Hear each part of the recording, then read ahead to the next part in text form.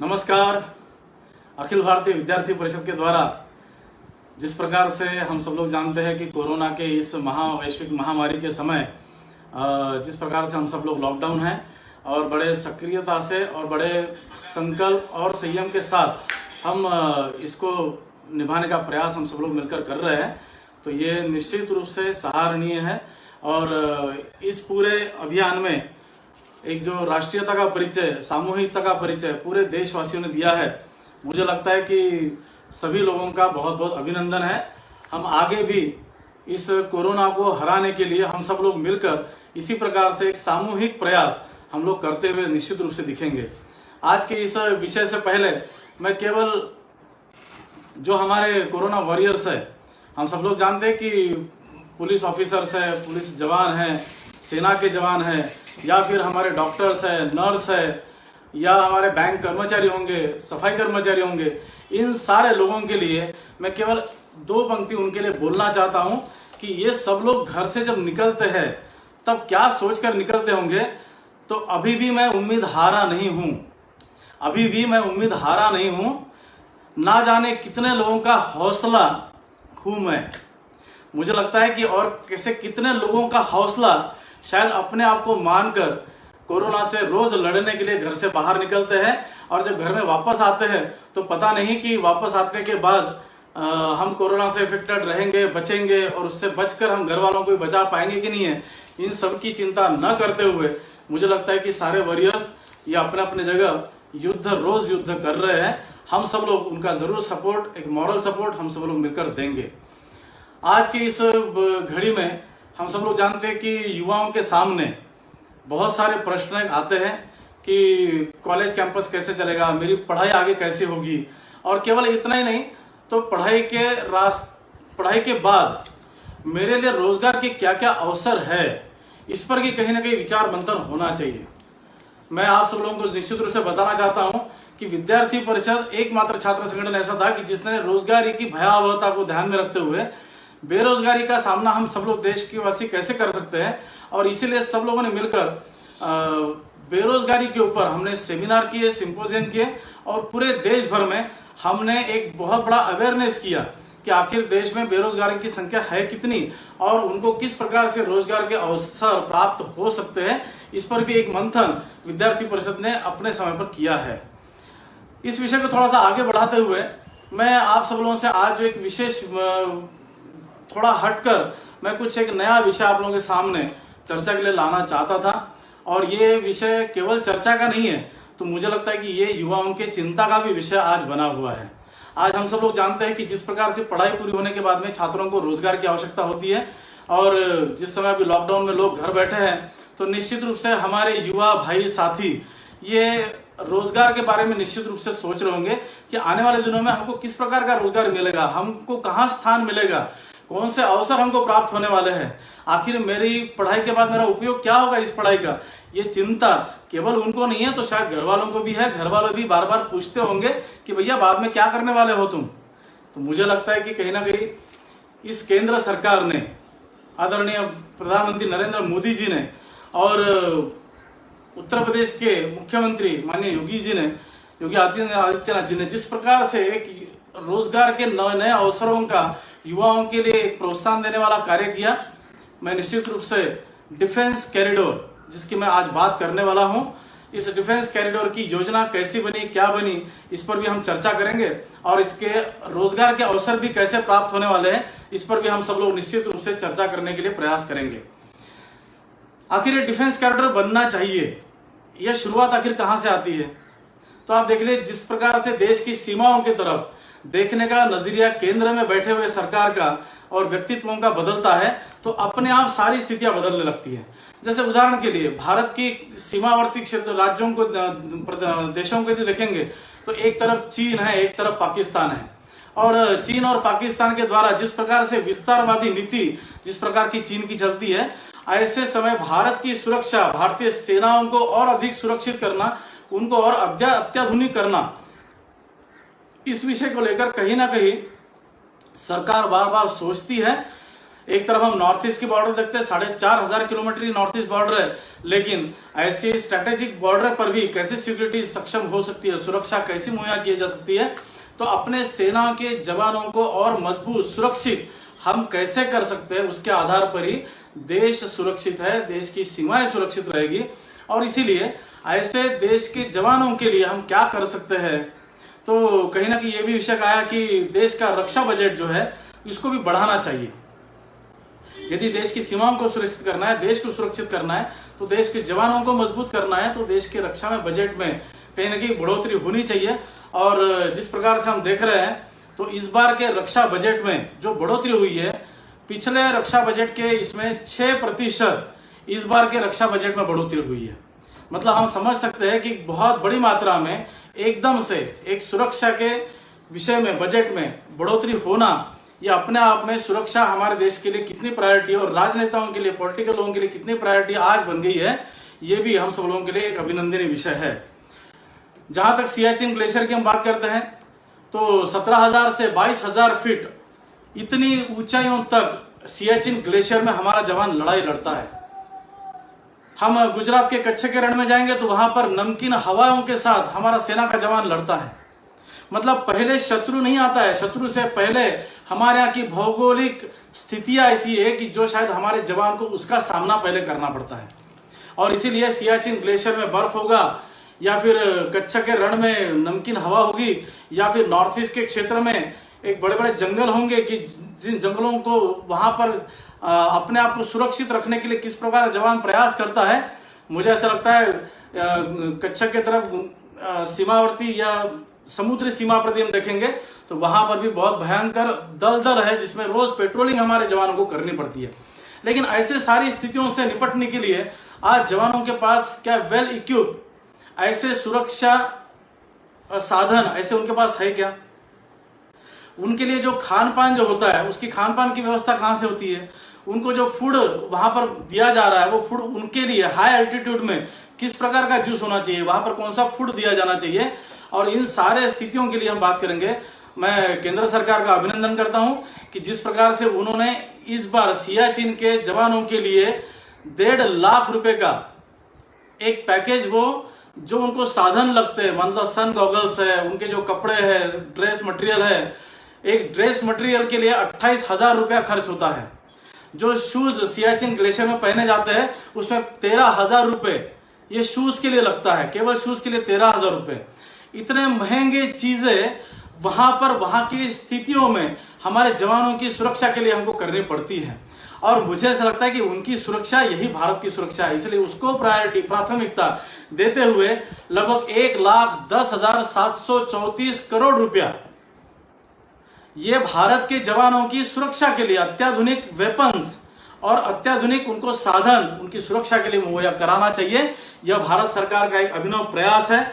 अब हम सब लोग इस जो एक रक्षा बजट में 6% जो बढ़ोतरी हुई है उसको यदि ध्यान में लेंगे तो इस बजट जो बढ़ा हुआ बजट है उसका उपयोग क्या होगा, तो ध्यान में आता है कि भारत सरकार ने डिफेंस कॉरिडोर, भारत में 2 डिफेंस कॉरिडोर बनने वाले हैं, जिसके तहत एक बहुत बड़ा इंडस्ट्रियल सेटअप इस पूरे कॉरिडोर में होगा। और इस पूरे इंडस्ट्रियल सेटअप में एक होगा यूपीडीसी उत्तर प्रदेश डिफेंस कॉरिडोर और एक होगा तमिलनाडु डिफेंस कॉरिडोर। भारत में 2 जगह पर यह डिफेंस कॉरिडोर बन रहा है। जहां तक हम उत्तर प्रदेश की डिफेंस कॉरिडोर की बात करेंगे तो यह विशेष रूप से बुंदेलखंड इस क्षेत्र में स्थापित यह होने की योजना है, और जिसके तहत उत्तर प्रदेश के 6 शहरों को यह डिफेंस कॉरिडोर जोड़ता है। जैसे उदाहरण के लिए चित्रकूट, कानपुर, बाद में लखनऊ, आगरा, अलीगढ़ और झांसी, ऐसे 6 स्थानों को ये डिफेंस कॉरिडोर का क्षेत्र ये लगभग तय इसमें किया गया है। इसमें इस डिफेंस कॉरिडोर का जो बजट है लगभग 20,000 करोड़, 20,000 करोड़ का ये बजट है, जिसके द्वारा 2.5 लाख रोजगार के अवसर भी यहां पर उपलब्ध होने वाले हैं। उसका एक सृजन इस पूरे उत्तर प्रदेश के डिफेंस कॉरिडोर में होने की पूरी संभावना है।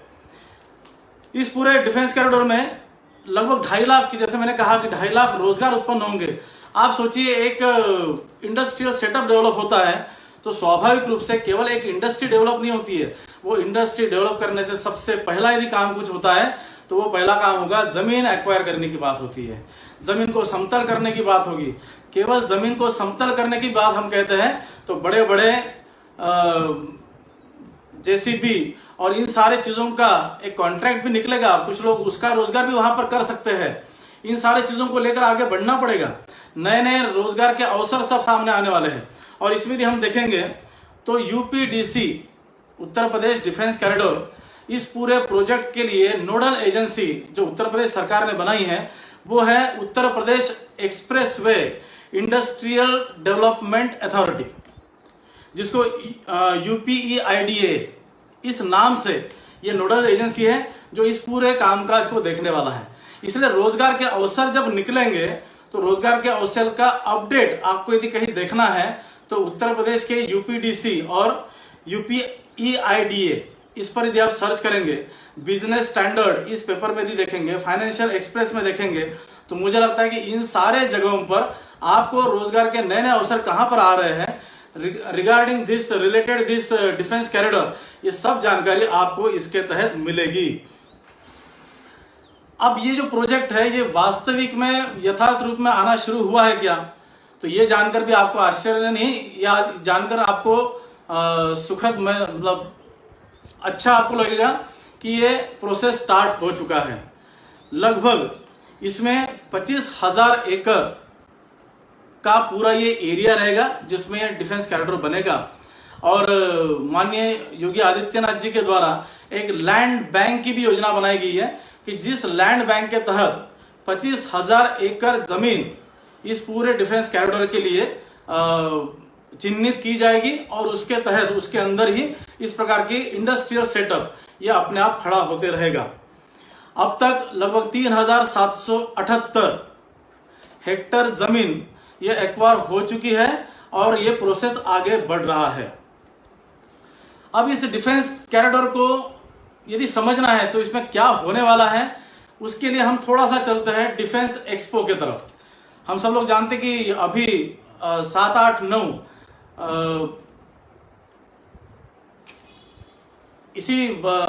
इसी वर्ष में फरवरी में डिफेंस एक्सपो 2020 लखनऊ में आयोजित हुआ। और इस डिफेंस एक्सपो में हम सब लोगों को जानकर बड़ा आश्चर्य होगा और हम सब लोगों के लिए बहुत अच्छा अवसर भी यह है कि इस पूरे डिफेंस एक्सपो में 70 देशों से लोग इस डिफेंस एक्सपो में शामिल हुए थे और इसके तहत 1000 कंपनियां जो डिफेंस रिलेटेड पूरे दुनिया भर में बिजनेस करती है, ऐसी 1000 कंपनी ये इस डिफेंस एक्सपो ने उन्होंने पार्टिसिपेट किया था।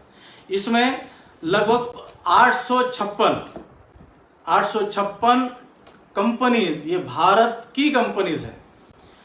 बहुत बार लोगों के मन में आता है कि डिफेंस कॉरिडोर बनेगा, विश्व की कंपनीज वहां पर आएगी, मल्टीनेशनल कंपनीज आएगी, वो भी आएगी, लेकिन भारत की भी 856 कंपनीज जब इसमें शामिल होती है तो हमको समझ जाना चाहिए कि एक बहुत बड़ा मेगा प्रोजेक्ट ये भारत में और हमारे विशेषकर उत्तर प्रदेश और तमिलनाडु में बनने जा रहा है। इस एक 856 जो कंपनी मैंने बताई है, उस कंपनीज में जो बड़ी बड़ी भारत की कंपनीज है, जैसे महिंद्रा एंड महिंद्रा है, टाटा है, L&T है, बाद में भारत फोर्ज है, ऐसी बड़ी बड़ी कंपनीज भी इस पूरे डिफेंस एक्सपो में आई थी और वो भी अपना इन्वेस्टमेंट ये इस डिफेंस कॉरिडोर में करने वाले हैं, जिनके द्वारा कुछ MOUs भी ये भारत सरकार और उत्तर प्रदेश सरकार और उन कंपनीज के बीच में ये MOUs भी साइन हुआ है। केवल बड़ी बड़ी कंपनीज को ये अवसर मिलेगा क्या, तो नहीं, रोजगार के साथ साथ भाइयों बहनों यहाँ पर उद्यमिता के लिए भी बहुत बड़ा अवसर हम सब लोगों को मिल रहा है। मतलब केवल नौकरी पाने वाले हम बनेंगे ऐसा नहीं है, तो हम छोटे छोटे उद्योजक भी बन सकते हैं। और इसीलिए MSME स्टार्टअप PSUs के द्वारा भी हम पूरे इसमें नए नए छात्र 3-4 लोगों का ग्रुप समूह बनकर हम भी एक उद्योजक, एक कंपनी फॉर्म करके हम सब लोग भी इसमें पार्टिसिपेट कर सकते हैं। और इसलिए बड़ी बड़ी कंपनीज तो आएगी, लेकिन केवल हम रोजगार लेने वाले, नौकरी लेने वाले हम नहीं बनेंगे। तो इसमें एक बिजनेस की भी प्रावधान है, रोजगार देने वाले भी हम बन सकते हैं। इस प्रकार के एक स्वर्ण संधि हम सब लोगों के सामने है। लेकिन आज मैं ये विषय आप लोगों के सामने इसलिए रख रहा हूं क्योंकि भले ये प्रोजेक्ट काम शुरू हो गया है, लोगों को दिख नहीं रहा है। क्योंकि जैसे ही मैंने जब फेसबुक पर पोस्टर चलना शुरू हुआ तो कुछ लोगों के फोन आया कि भैया डिफेंस कॉरिडोर है क्या। तो मुझे लगता है कि डिफेंस कॉरिडोर क्या है, ये सवाल हम जैसे युवाओं के लिए अब ये सवाल नहीं रहना चाहिए। डिफेंस कॉरिडोर क्या है, इसको समझकर इसके ऊपर लगातार नजर रखते हुए जो भी अवसर सृजन हो रहे हैं, इस पर हमको कब्जा करना है, उसको हमको हासिल करना है, ये हमारा अधिकार है। लेकिन हमको सजग रहना पड़ेगा कि ये अवसर आखिर कब, समय पर, कहां कहां आएंगे और कौन सी कंपनीज आएगी, वो उनके आवेदन कहां पर करने पड़ेंगे। इन सब चीजों के लिए हम सब लोगों को अवेयर रहना पड़ेगा। और इसलिए मैं कुछ विषय आप लोगों के सामने रखा, बाकी विस्तार से आप लोग भी इसमें पढ़ सकते हैं। इस डिफेंस एक्सपो में मैंने जैसे पहले भी कहा कि 1000 कंपनीज पूरे देश भर से आई थी। उसमें से 23 कंपनियों ने, मतलब कुछ विदेशी कंपनी, कुछ भारत की कंपनियों ने, ऐसे 23 कंपनियों के साथ जो एमओयू भारत उत्तर प्रदेश सरकार के शुरू हुए हैं, साइन हुए हैं, उसमें अब तक 50,000 करोड़ के आवेदन ये आ चुके हैं।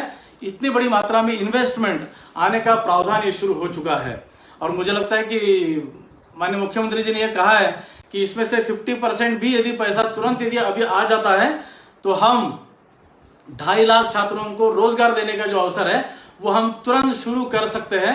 ये भी इस प्रकार से विश्वास के साथ उन्होंने अपनी बात रखी। मुझे लगता है कि एक छात्र संगठन होने के नाते युवाओं के बीच में जब हम जाते हैं तो हम सभी कार्यकर्ताओं के, हमको सवाल शायद कार्यकर्ताओं के द्वारा, छात्रों के द्वारा कॉलेज कैंपसेस में, यूनिवर्सिटी कैंपस में ये सवाल आते होंगे कि भैया हमको कहाँ रोजगार मिलेगा। तो मुझे लगता है इस पर भी हम सब लोग आगे बढ़ेंगे। इस पूरे इंडस्ट्रियल सेटअप जो खड़ा होने वाला है, इसमें किस प्रकार की इंडस्ट्रीज बनेगी और आखिर कौन सा प्रोडक्शन इसमें बनने वाला है। तो जो बिजनेस स्टैंडर्ड्स में या सेना के द्वारा जारी किए गए या डिफेंस एक्सपो में जो आर्टिकल्स आए थे, उसके द्वारा मैं आप लोगों को कुछ जानकारी दे रहा हूं कि इस पूरे डिफेंस कॉरिडोर में जो जो उत्पादन होने वाला है, जो जो चीजें निर्माण होने वाली है, उसको यदि हम देखेंगे तो ध्यान में आता है 4000 एयरक्राफ्ट। जो हम फाइटर प्लेन्स देखते हैं, ये 4000 एयरक्राफ्ट ये हमारे यहां बनने के लिए इस प्रकार का इंडस्ट्रियल सेटअप शुरू हो रहा है।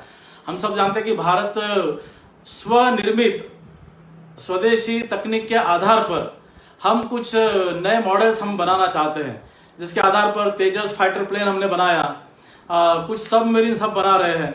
तो इसमें 4000 एयरक्राफ्ट ये बनने वाले हैं। टैंक हम सब लोग जानते हैं कि रडार, टैंक, तोफ, इन सब का भी निर्माण इस पूरे डिफेंस कॉरिडोर में किया जाने वाला है। K9 वज्र ये एक बहुत प्रभावी तोफ ये भारत सरकार के द्वारा, DRDO के द्वारा निर्मित की गई है, उसका भी उत्पादन यहाँ पर किया जाएगा। तो निश्चित रूप से UPDC इस प्रोजेक्ट में DRDO, मेक इन इंडिया ये भी इसमें शामिल होने वाले हैं। उनके तकनीकी सपोर्ट के द्वारा ही इस प्रकार के नए नए सृजन भी वहां पर डेवलप होगा। R&D, research and development centre भी वहां पर बनेगा। नए नए लोगों को उसमें भी रोजगार मिलने की संभावना है। हम सब लोग जानते कि वरुणास्त्र नाम की एंटी सैटेलाइट सबमरीन है, एंटी सबमरीन है कि जो दुश्मन की सबमरीन को भी समाप्त कर सकती है समुद्र के अंदर। ऐसी सबमरीन एंटी मिसाइल भी जो सबमरीन को उड़ा सकती है दुश्मन के, ऐसी एंटी सबमरीन भी ये हमारे यहाँ बनते जा रही है। चिनूक और अपाची जैसे हेलीकॉप्टर्स है, उसका भी निर्माण, उस प्रकार का भी निर्माण ये यहाँ पर होगा। इंडिजिनियस सबमरीन्स का भी निर्माण होगा। और इतना ही नहीं तो ब्रह्मोस जैसे मिसाइल्स है या एंटी सैटेलाइट मिसाइल्स है, जिसका हम सब लोग जानते हैं कि इसरो के द्वारा जिस प्रकार से उसका निर्माण किया गया। तो ऐसे अलग अलग अग्नि, पृथ्वी, इन सब के हथियारों की निर्माण भी ये इन उद्योगों में निर्माण होगा। इतना ही नहीं तो हमारे सेना के जवानों के लिए जितने भी इक्विपमेंट लगते हैं उसका भी निर्माण वहां पर होने वाला है। फिर वो सन गॉगल्स होंगे, फिर उनका ड्रेस मटेरियल होगा, उनके शूज होंगे, ऐसे सारी चीजों का निर्माण ये हमारे यहाँ होने वाला है। अब आप सोचिए कि किसी एक क्षेत्र में एक इंडस्ट्री या किसी एक क्षेत्र में एक यूनिवर्सिटी डेवलप होती है तो उसमें किस प्रकार का डेवलपमेंट होता है, कैसे रोजगार मिलता है। मैं तेजस ट्रेन में पहली बार जब बैठा था तो मुझे ध्यान में आया कि ट्रेन में बैठने के बाद एक एसी टेम्परेचर मेंटेन करने वाला एक छात्र था जो उसमें एम्प्लॉय था। मैंने उससे बात किया कि तुमने क्या किया है, तो उसने कहा कि मैंने एसी टेम्परेचर मेंटेन करने का एक डिप्लोमा था, एक कोर्स था, वो मैंने किया, और वो 6 महीने का केवल डिप्लोमा था। उसने वो कोर्स करने के बाद में आज उस छात्र को 16,000 रुपये केवल कोच में, ट्रेन में एसी टेम्परेचर को मेंटेन करने के लिए 16,000 रुपये उस छात्र को आज मिल रहे हैं। विद्यार्थी परिषद के युवा विकास केंद्र जो नॉर्थ ईस्ट गुवाहाटी में चलता है, उस युवा विकास केंद्र में जब अलग अलग प्रकार के स्किल कोर्सेज वहां पर शुरू हुए तो उस स्किल कोर्सेज में क्रेन ऑपरेटर और जेसीपी चलाने के लिए जेसीपी ऑपरेटर की जो कोर्स, 2 कोर्स वहां पर युवा विकास केंद्र विद्यार्थी परिषद ने शुरू किए। आप सब लोगों को जानकर आश्चर्य लगेगा कि जो 10वीं फेल जो छात्र है, उस छात्र ने एक स्किल ले लेने से उस छात्र को आज वो कम से कम 10,000 रुपए से 30,000 रुपए तक केवल जेसीबी चलाना आ गया तो 30,000 रुपए भी वो छात्र कमा रहा है। तो एक स्किल अपने पास आने से ऐसे कई रोजगार के अवसर भी प्राप्त हो जाते हैं। लेकिन क्या इस पूरे डिफेंस कॉरिडोर में केवल लेबर वर्क ही ये हम मिलने वाला है क्या? तो नहीं, इसमें आप देखेंगे कि हर प्रकार के छात्रों के लिए अलग अलग प्रकार के कोर्सेज भी इसमें डेवलप होंगे। जैसे उदाहरण के लिए उस इंडस्ट्रियल सेटअप में जिस प्रकार की आवश्यकता होगी ऐसे कोर्सेज भी वहां सब बनने वाले हैं। लॉ के छात्रों के लिए अलग अलग कोर्सेज वहां पर डेवलप होंगे, या यूजीसी को, विश्वविद्यालयों को इन इंडस्ट्रियल सेटअप के आधार पर भी नए नए कोर्सेज का निर्माण करना पड़ेगा। जैसे उदाहरण के लिए मुझे याद है कि वर्ल्ड ट्रेड ऑर्गेनाइजेशन जिस समय 94 में पीवी नरसिंह राव जी ने, हमने वर्ल्ड ट्रेड ऑर्गेनाइजेशन में हमने साइन कर दिया और उसके बाद वैश्विक व्यापार में हम सब लोगों ने छलांग लगा दी। लेकिन उसके बाद जैसे इंटरनेशनल लेवल पर पेटेंट लॉ, ग्रीवियंस, ये सब जैसे आने लग गए तो हमारे इकोनॉमिक्स के सब्जेक्ट्स में या फिर लॉ के सब्जेक्ट्स में इंटरनेशनल ट्रेड और इन सारे विषयों के सब्जेक्ट्स का एक तरीके से समायोजन होना शुरू हो गया। गैट्स क्या है, डब्ल्यूटीओ क्या है, इन सब विषयों के बारे में भी इंटरनेशनल कोर्ट में, ग्रीवियंस कोर्ट में हमको जाना पड़ेगा। अपनी बातों को वहां पर रखने के लिए हम सब लोगों को मिलकर प्रयास करना पड़ेगा। और इसीलिए जो पाठ्यक्रम जिस प्रकार से होंगे तो ध्यान में आता है कि लॉ के छात्रों के लिए इंटेलेक्चुअल प्रॉपर्टी राइट, जिसको पेटेंट आज कहते हैं हम, इंटेलेक्चुअल प्रॉपर्टी राइट के तहत कॉपीराइट, पेटेंट और ट्रेडमार्क, इन सारे विषयों के रिलेटेड कुछ सर्टिफिकेट कोर्सेज भी शुरू करने पड़ेंगे। और उन कोर्सेज को हासिल करने के बाद हमको रोजगार मिलने की संभावना है ये उसमें से उत्पन्न हो जाती है। हम सब लोग जानते हैं कि ऑल्टरनेटिव डिस्प्यूट रेगुलेटरी बॉडीज होती है जिसमें आर्बिट्रेटर्स की आवश्यकता होती है। तो आर्बिट्रेटर के नाते भी हमको नौकरी मिल सकती है। लेकिन ऐसे सर्टिफिकेट कोर्सेज भी कहीं ना कहीं शुरू होंगे। एडमिनिस्ट्रेटिव लॉ या फिर जिस प्रकार से लैंड और प्रॉपर्टी का लेन देन इन पूरे व्यवहार में होगा, ट्रेड में होगा, तो कहीं ना कहीं लैंड एंड प्रॉपर्टी के बारे में भी डिस्प्यूट्स आएंगे। उसको लेकर भी जो लैंड प्रॉपर्टी लॉ है उसके बारे में हमको कोर्सेज डेवलप जो ऑलरेडी है, लेकिन और कुछ लेटेस्ट अपडेट उसको करना पड़ेगा। बहुत बड़ी मात्रा में लेबर्स भी इसमें लगेंगे, तो लेबर्स की भी कुछ जो समस्या होंगी उसको लेकर लेबर लॉ, इसके बारे में भी हम सब लोगों को सोचना पड़ेगा। जो कॉन्ट्रैक्ट 2 कंपनियों के बीच में होंगे, 2 देशों के बीच में 2 कॉन्ट्रैक्ट होंगे, उसको लेकर भी कॉन्ट्रैक्ट लॉ भी हम सब लोगों को, छात्रों को जरूर पढ़ना पड़ेगा। और जिन छात्रों ने इन सब विषयों को पढ़ा होगा उनको कहीं ना कहीं जरूर इसमें प्रावधान भी मिलेगा, उनको एक प्रायोरिटी बेसिस पर उनको सर्विस भी मिलेगी। ग्रीन ट्रिब्यूनल, ये भी हम सब लोग जानते हैं कि जैसे पर्यावरण की सुरक्षा, एक बड़ा इंडस्ट्रियल डेवलप सेटअप होगा तो पर्यावरण को भी लोग सोचते होंगे कि इसकी भी हानि वहां पर हो सकती है, लेकिन पर्यावरण की हानि को न होने देते हुए हम उससे और कैसे बच सकते हैं। तो ग्रीन ट्रिब्यूनल या इन्वायरमेंट लॉ जो है इसके बारे में भी हमको अपनी जानकारी बढ़ानी पड़ेगी। मुझे लगता है कि ऐसे अलग अलग प्रकार के अवसर पूरे इस इंडस्ट्रियल सेटअप में खड़े होने वाले हैं।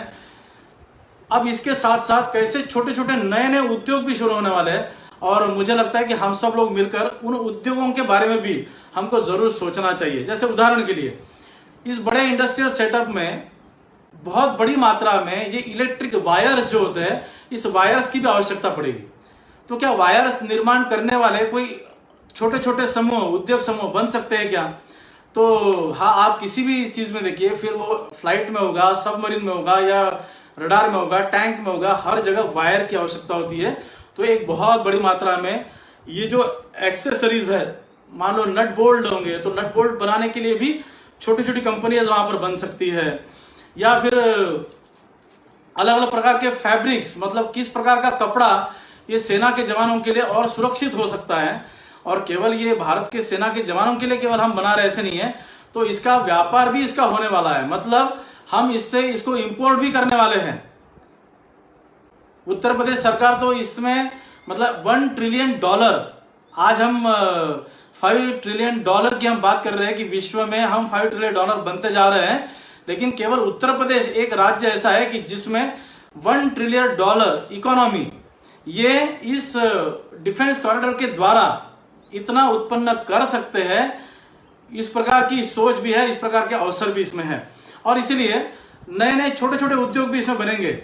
जैसे यूनिफॉर्म बनेंगे, हम सब लोग जानते हैं कि बॉम्ब डिफ्यूज करने के लिए जिस प्रकार के ड्रेस सिक्योरिटी मटेरियल बनाना पड़ता है, वो भी कपड़ा, उस प्रकार का कपड़ा भी हमारा बना पड़ेगा। कॉम्बैट सूट होता है, जो एयरक्राफ्ट में बैठने के बाद जिस प्रकार की ड्रेस जो पायलट्स पहनते हैं, उसका भी निर्माण हमारे यहाँ होगा। तो ऐसे अलग अलग प्रकार के ड्रेस मटेरियल भी बनागा।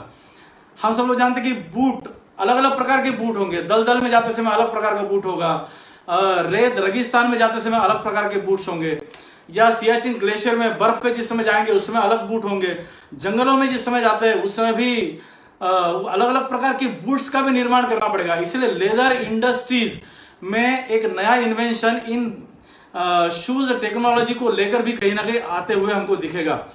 हम सब लोग जानते हैं कि इंडस्ट्रियल सेटअप डेवलप होगा, वहां उसमें रोजगार के लिए लोग आएंगे, वहां एम्प्लॉयज परमानेंट रहने के लिए आएंगे।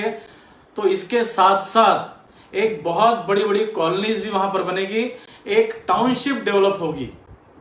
और एक टाउनशिप किसी शहर में डेवलप होती है, इसका मतलब आप समझ जाइए कि एक और शहर के अंदर और एक शहर बसते जाता है। एक टाउनशिप डेवलप होने से आप सोच लीजिए कि कितना बड़ा सिविल कंस्ट्रक्शन वहां पर आएगा। और इसीलिए जो सिविल इंजीनियरिंग की जो पढ़ाई कर रहे हैं उन सारे छात्रों को एक रोजगार के अवसर है, नए नए बिजनेस के अवसर भी होंगे। तो एक टाउनशिप डेवलप होगी, नया इंफ्रास्ट्रक्चर डेवलप होगा, रोड कंस्ट्रक्शन किए जाएंगे। और इतना ही नहीं, तो मुझे लगता है कि इसके साथ साथ जब एक टाउनशिप डेवलप होती है तो सारी प्रकार की चीजें, मतलब हॉस्पिटल्स का भी निर्माण वहां पर होगा, हॉस्पिटलिटी की भी निर्माण वहां पर होगा, वहां पर बड़े बड़े मॉल्स भी बनेंगे, वहां पर स्पोर्ट्स के लिए वहां पर जिम, खाना, ये सब भी इस प्रकार के भी नए नए अवसर वहां पर प्राप्त होंगे। आप सोच कर देखिए कि एक 500 लोगों की कॉलोनी में एक केबल ऑपरेटर अपना जाल बिछाता है, तो एक केबल ऑपरेटर 500 लोगों की एक कॉलोनी में, 500 घरों में जहां पर वो केबल वायर बिछा रहा है, उसको भी एक बैठे बैठे बहुत बड़ा व्यवसाय वो आज छात्र कर सकता है। तो मुझे लगता है कि एक बहुत बड़ी टाउनशिप डेवलप होने से बहुत सारे रोजगारों के अवसर, केवल रोजगारों के नहीं तो उद्यमिता के भी अवसर उसमें से हम सब लोगों के सामने डेवलप होंगे। इस पूरे इंडस्ट्रियल सेटअप में हम सब लोग जानते हैं कि जो एक स्क्रैप मटेरियल बाहर निकलेगा इस इंडस्ट्री में से, तो ये स्क्रैप मटेरियल कहाँ रखा जाएगा। और इतना ही नहीं, तो जो फिनिश प्रोडक्ट होगा, मतलब जो माल तैयार हो जाएगा, इन सब मालों को रखने के लिए भी कहीं ना कहीं जगह होगी। और इसलिए नए नए प्रकार के वेयर हाउसेज भी बनेंगे। ये नए वेयर हाउसेज जो होंगे वो कितनी बड़ी संख्या के होंगे, वो कितनी कैपेसिटी के होंगे, वो किसकी जमीन पर बनेंगे, वो बनाने वाले कौन लोग होंगे, किस मटेरियल का वो बनेगा। तो मुझे लगता है कि मेरे एक एक सारे विषयों पर कहीं ना कहीं एक एक रोजगार का सृजन इसमें होता हुआ दिखता है। मुझे लगता है कि आप भी इन सारे रोजगारों को अपने आंखों से, कल्पना से अपने सामने लाने का प्रयास करिए। जिस समय पर जैसे जैसे ये प्रोजेक्ट में डेवलपमेंट आती जाएगी, तो ये सारी चीजें जो मैं आज आप लोगों के सामने बोल रहा हूं, ये प्रत्यक्ष रूप से सब लोगों के सामने साकार होते जब दिखेगा तो ये सारे अवसर भी, ये रोजगार के अवसर भी सबके सामने खुलेंगे। हम सब लोग जानते कि इस पूरे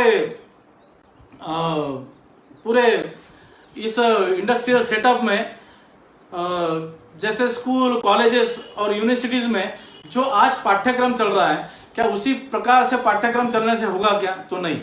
इसमें भी नए नए प्रकार के पाठ्यक्रमों के लिए हमको कुछ अवसर, हमको कुछ उसमें बातें जोड़नी पड़ेगी जो शायद हमारे लिए एक बहुत बड़ा नया शिक्षा में एक बहुत बड़ा नया परिवर्तन लाने वाला होगा। जैसे उदाहरण के लिए हम सब लोग जानते हैं कि आर्टिफिशियल इंटेलिजेंस की बात हम लगातार कहते हैं, लेकिन क्या आने वाले दिनों में आर्टिफिशियल इंटेलिजेंस के बारे में उसमें भी नए कोर्सेस ये कैसे डेवलप होंगे? जैसे एक मशीन लर्निंग टीचर, इस प्रकार से एक टेक्निक्स, मशीन लर्निंग टेक्निक्स, इसका भी एक डेवलपमेंट हमको करना पड़ेगा। जैसे उदाहरण के लिए जो आज कंप्यूटर की लैंग्वेज है C++ की, केवल इस पर होकर नहीं चलेगा, तो पाइथन का भी लैंग्वेज हमको सीखना पड़ेगा।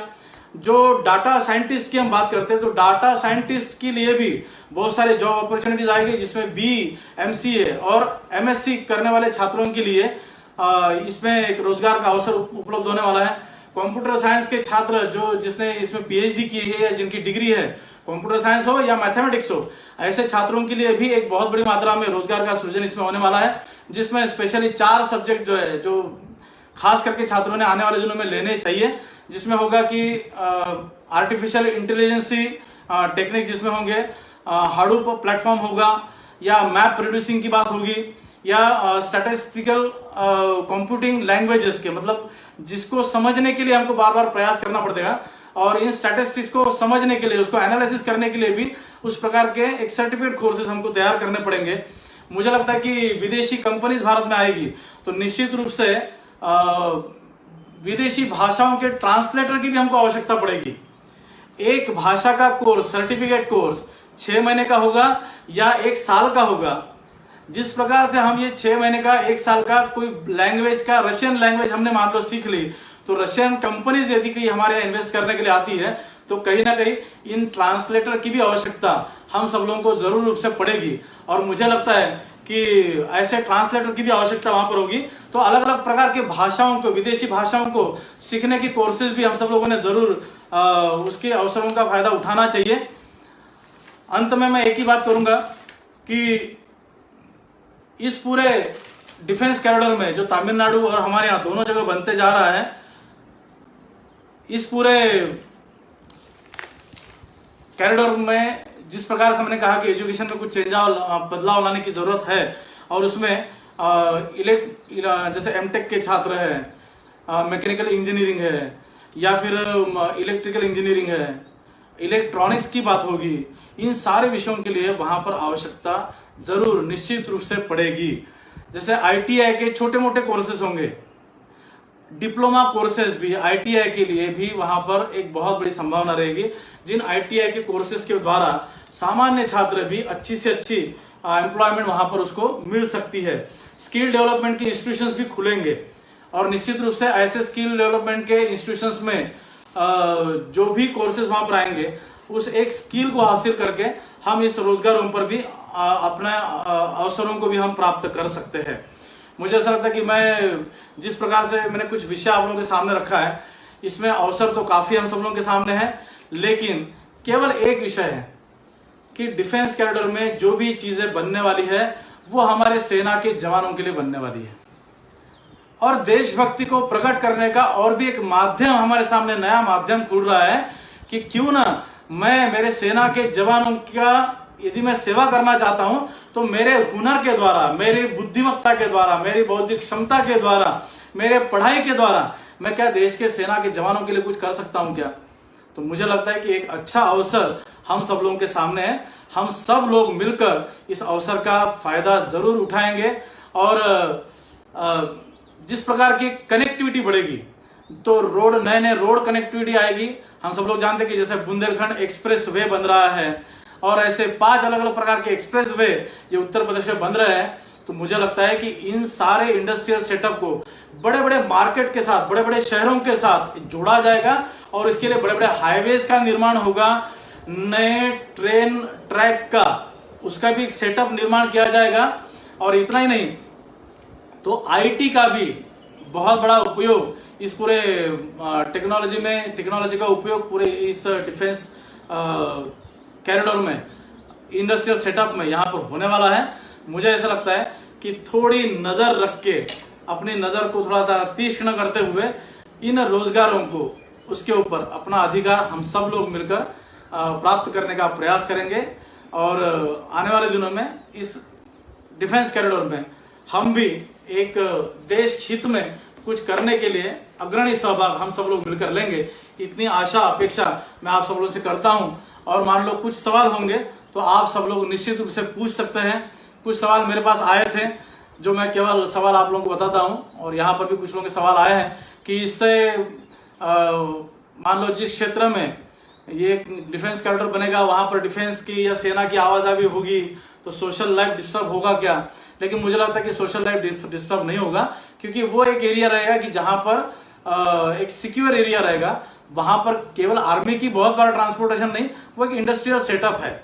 और इंडस्ट्री में जैसे इंडस्ट्रीज के लिए ट्रांसपोर्टेशन जैसे डेवलपमेंट होता है, तो एक ट्रांसपोर्टेशन हब के द्वारा कुछ चीजें वहां पर होगी, लेकिन सेना की दखल वहां पर बहुत होगी, सेना का आना जाना बहुत रहेगा, ऐसे नहीं होगा। तो एक इंडस्ट्रियल सेटअप के लिए, एक मार्केटिंग करने के लिए जो एक ट्रांसपोर्टेशन का जो होगा, उस प्रकार के एक साधन माध्यम वहां पर बढ़ेंगे। ग्रीन ट्रिब्यूनल की हम बात करते हो, पर्यावरण के लिए भी सवाल आया था कि पर्यावरण को खतरा कितना हो सकता है इससे। तो मैं चाहता हूं कि पर्यावरण के लिए अधिक से कम खतरा इसमें से पैदा हो, और इसीलिए ग्रीन ट्रिब्यूनल्स का भी योजना हमारे यहाँ है। और उसके द्वारा सरकार ग्रीन ट्रिब्यूनल्स के द्वारा ही पर्यावरण की सुरक्षा कैसे कर सकते हैं, उसके नॉर्म्स है, उसके आधार पर ही इंडस्ट्रीज को परमिशन भी देगा कि जो इन नॉर्म्स को ओके करेगा उन लोगों को ही वहां पर परमिशन मिलेगी। और इसीलिए ऐसे पर्यावरण को भी बहुत खतरा होगा, इसकी भी चिंता हम लोगों ने नहीं करना चाहिए। इसमें और एक चीज है कि जो साइंटिस्ट हमारे हैं, ऐसे अच्छे नए साइंटिस्ट के लिए भी, साइंस के क्षेत्र के छात्रों के लिए भी नए अवसर वहां पर प्राप्त होंगे, क्योंकि रिसर्च एंड डेवलपमेंट लैब वहां पर बनेगी। तो कई सारे नए इन्वेंशन, नए शोध ये वहां पर हम सब लोग, ये डिफेंस कॉरिडोर में होने वाला है। डीआरडीओ लगातार प्रयास कर रहा है, इसरो भी लगातार प्रयास कर रहा है कि नए वेपन्स, नए लेटेस्ट टेक्नोलॉजी हम कैसे ला सकते हैं। तो मुझे लगता है कि हम सब लोग मिलकर इन सारे इनिशिएटिव्स के बारे में आगे बढ़े, और केवल नौकरी लेने वाले नहीं तो नौकरी देने वाले हम बने। एक लेबर से लेकर इंडस्ट्री के मालिक तक, उद्योजक तक, सब प्रकार के, सभी स्तर के रोजगार हम सब लोगों को मिलेंगे। आप सब लोगों को बहुत बहुत शुभकामनाएं, और आप सब लोग आगे बढ़िए। कोरोना के इस वैश्विक महामारी में हम सब लोग मिलकर ऑनलाइन कुछ विषय चला रहे हैं। थोड़ा सा संगठनात्मक या संगठन के विषयों के अलावा हटकर कुछ नया विषय जो छात्रों की शायद चिंता का विषय थोड़ा सा रहा है, उसको विषय सामने रखने का मैंने प्रयास किया। बहुत बहुत धन्यवाद।